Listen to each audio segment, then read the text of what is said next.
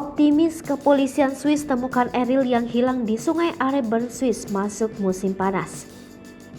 Kepolisian Swiss optimis segera temukan tubuh Amirul Khan Mumtaz alias Eril. Pasca cuaca di Swiss yang kini memasuki musim panas disebut akan mempermudah pencarian. Diketahui, Eril sudah dilaporkan hilang sejak 26 Mei 2022 lalu di Sungai Are, Bern, Swiss.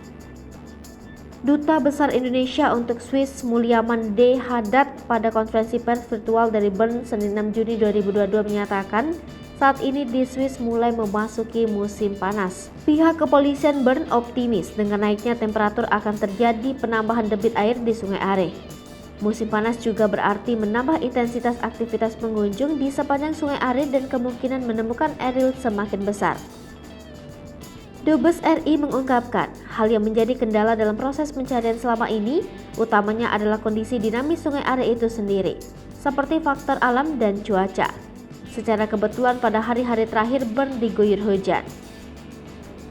Dubes Mulyaman menjelaskan beberapa hari setelah kejadian, volume debit air masih tinggi disertai kekeruhan yang juga cukup tinggi, yang berasal dari unsur partikel salju yang mencair.